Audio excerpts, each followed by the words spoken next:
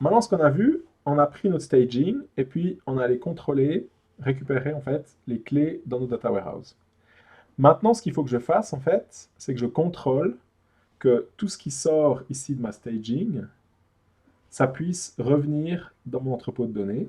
Donc c'est mon objectif en fait, de charger ça dans mon data warehouse. Mais je veux uniquement charger les nouvelles données. Donc comment est-ce que je vais faire ça? Ben, je vais récupérer les données de mon entrepôt de données dans mon flux ici. Je vais faire une jointure. Je vais faire un full outer join d'ailleurs.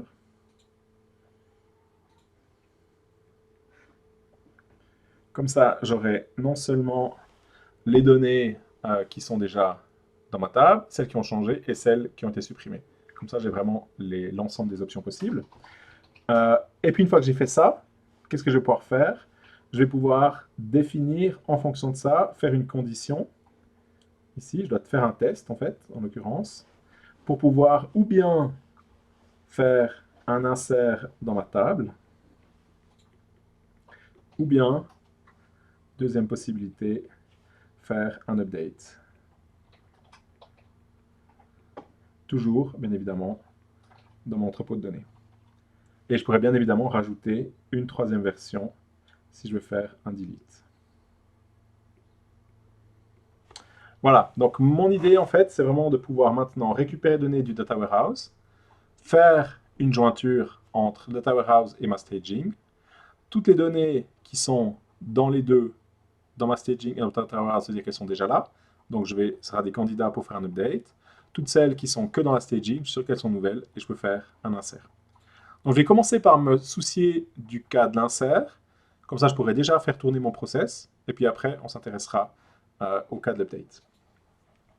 Alors, si je reprends mon schéma, je vais maintenant refaire une connexion à ma source de données pour récupérer mes données de l'entrepôt.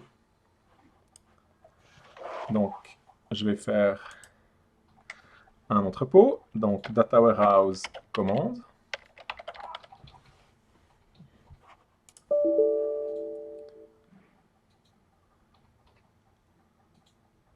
Ah, j'ai déjà une fois, on peut voir deux fois le même nom, pardon. Ah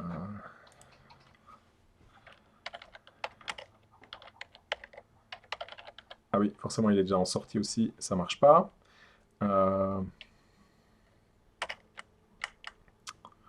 Pour une jointure, voilà, c'est ça, c'est que je vais utiliser pour faire ma jointure. Donc, je récupère les données Data Warehouse de mes commandes, donc Data Warehouse, et puis je vais récupérer la table.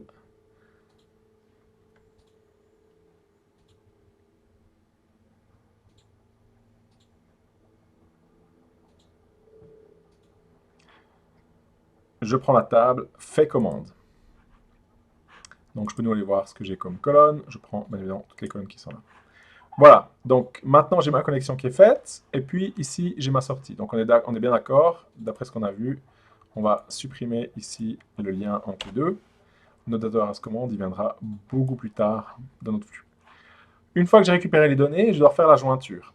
Pour pouvoir faire une jointure de fusion, c'est ce que j'ai ici derrière, il faut d'abord que mes données soient triées. Alors je peux le garantir au moment de la lecture, je peux le garantir au niveau de la table. C'est toujours une très bonne pratique de refaire un tri, ça coûte pas très cher en temps. Par contre, ça garantit qu'on aura toujours les données qui sont triées correctement. Si ce n'est pas trié correctement, forcément, pour faire un full outer join, ça va être difficile. Donc, je vais prendre les données qui sortent de mon lookup. Je prends bien sûr celles qui ont été avec correspondance, ce qu'on avait déjà fait avant. Et ici, je vais faire le tri de la staging. Et je vais éditer ça. Je choisis sur quoi je vais trier, sur order code. Pas de problème, le code est unique derrière. Et puis ici, en fait, toutes les données qui vont passer à travers, c'est ça que ça veut dire, pass through, que je vais ressortir comme données. Et maintenant, ici, je peux déjà faire une sélection des données en me disant que le customer, ben, il ne va pas exister, forcément. Le warehouse non plus et le currency non plus. Donc, dans les données que je vais pouvoir utiliser dans mon full auto join, je vais uniquement avoir les données que j'ai insérées, c'est-à-dire le Customer ID, le Warehouse ID et puis le Currency ID. Et donc, je ne vais pas prendre Customer, Warehouse et Currency, les originales, parce que, forcément, ça ne va à rien. OK, c'est fait. Je fais la même chose pour mes commandes de l'entrepôt de données. Ici, je n'ai pas de choix à faire et je fais le tri du Data Warehouse. Voilà, je vais éditer ça. Je prends tri sur Order Code et toutes les colonnes ici, par contre, je vais les prendre. Donc, pass through, hein, je vais toutes les récupérer parce qu'en fait, ça correspond à ce que je veux et j'ai bien un Customer ID, Warehouse ID, Currency ID. OK. Donc maintenant, mes deux tables sont triées. Maintenant, je vais faire la jointure de fusion. Donc, j'y vais, je connecte ça. Je vais me connecter à gauche avec le tri de la staging et je vais me connecter à droite avec le tri de Data Warehouse. Alors, maintenant ici, j'ai les différentes colonnes à disposition. Donc, j'ai tri staging et j'ai tri Data Warehouse. Qu'est-ce que je vais prendre comme données? Donc d'abord, je fais ce que je vais faire, type de jointure, je fais un full outer join, comme ça j'ai l'ensemble des données des deux, et je peux identifier les nouvelles données, les données effacées et données qui ont été modifiées. Donc je prends l'ensemble des données de ma staging, donc c'est bon, j'ai tout ce qu'il me faut ici. J'ai bien sûr plus les données Customer Warehouse Currency, que je les ai filtrées à l'étape d'avant, et je prends toutes les données de mon Data Warehouse. Et donc là maintenant, ça me permet d'avoir l'ensemble des données nécessaires. Et la jointure que je vais faire, c'est celle qui est ici, c'est sur le order code. Hein.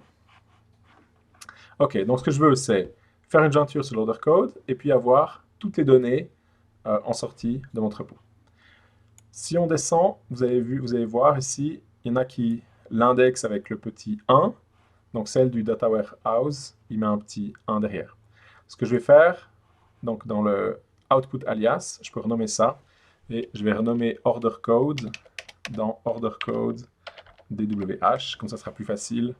Mais ok, on sait, toutes celles qui viennent du staging, elles n'ont pas le petit 1, celle de Data Warehouse, c'est le 1 derrière. Ok, donc juste renommer order code Data Warehouse, ce sera plus facile après pour la retrouver. Je fais ok, ma jointure est prête.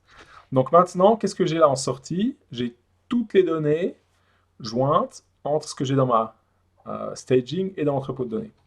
Je joins tout ça avec une full data join, ce qui permet d'identifier les trois types de cas possibles. Maintenant, qu'est-ce que je vais faire? Je vais faire un fractionnement. Donc, on va prendre l'outil qui s'appelle fractionnement conditionnel.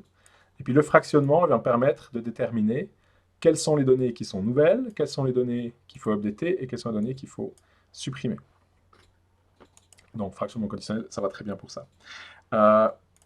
On pourrait le renommer, pardon, en upsert des commandes. Donc, update ou insert. Hein.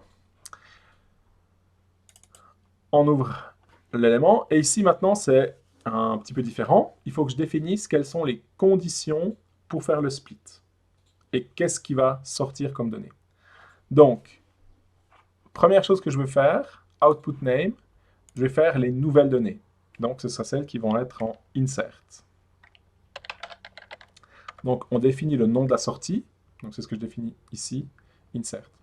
Maintenant, quelle est la condition pour qu'une donnée elle fasse de l'insert? Pour qu'elle fasse de l'insert, ça veut dire qu'elle doit être présente dans ma staging, mais elle ne doit pas être présente dans mon entrepôt de données. OK? Alors, on va tester ça comme ça. Donc, si la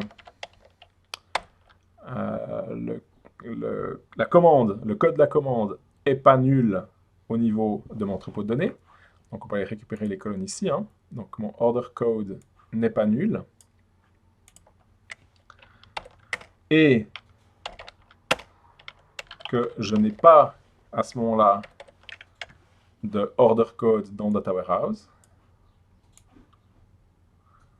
voilà, ça veut dire que je dois faire un insert. Donc qu'est-ce que j'écris ici? N'est pas nul mon order code, donc j'ai bien un order code qui sort du staging, et je n'ai pas d'order code Data Warehouse, donc c'est quelque chose de nouveau. Deuxième chose que je vais faire l'update. Quelle est la condition pour faire un update? Ben, elle ne doit pas être nulle des deux côtés. Donc si l'order code n'est pas nul dans la staging,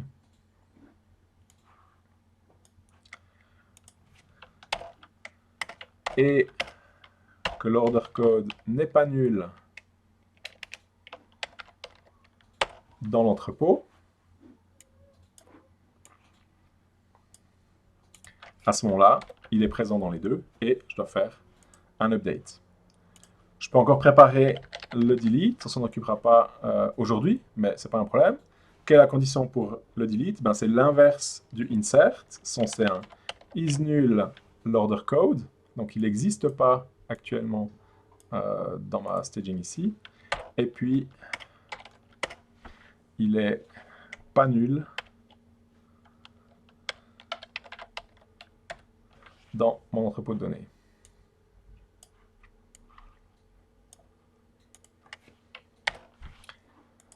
Voilà, là on aurait les trois possibilités. Le problème qu'on a maintenant avec cette façon de procéder avec le delete, c'est qu'il faut qu'on mette en place beaucoup de choses en amont pour garantir que notre staging, elle va se recharger, mais elle ne va pas s'effacer, puisqu'en fait, je vais chaque fois récupérer toute la staging.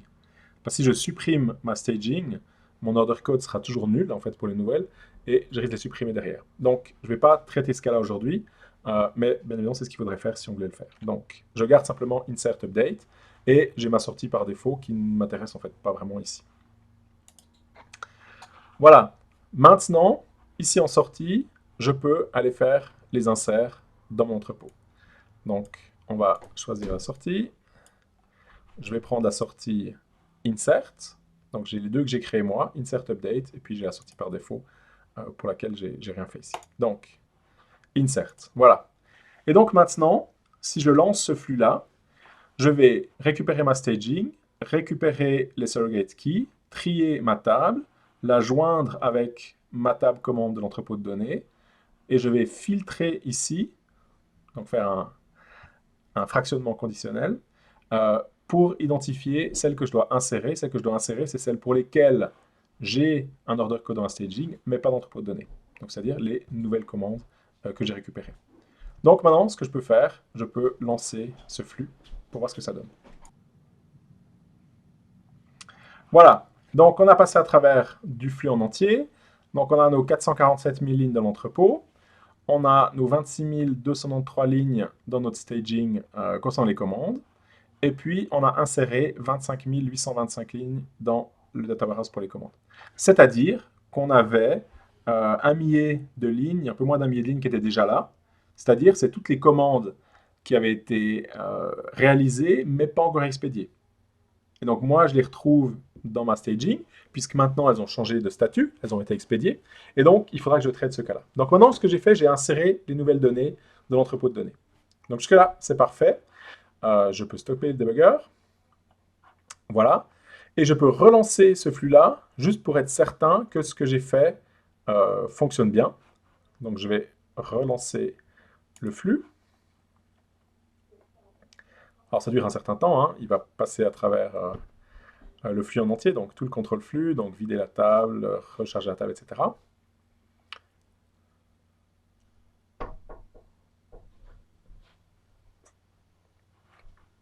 On peut voir où il en est. Donc, il a fait l'arcade SQL, il a chargé la commande staging, et maintenant, on est dans le flux ETL. Et dans le flux ETL, on voit qu'il est en train de descendre. Et si vous regardez, on a 0 lignes qui ont été insérées. Donc, c'est bien. Hein? Ça veut dire que les lignes qu'on a récupérées, elles ont été insérées une fois. Et si on relance le flux, elles ne sont pas réinsérées. Pourquoi? Parce qu'elles sont là. Et dans mon flux de l'outerjoin que j'ai là, je les ai retrouvées. Donc, forcément, je ne vais pas le faire.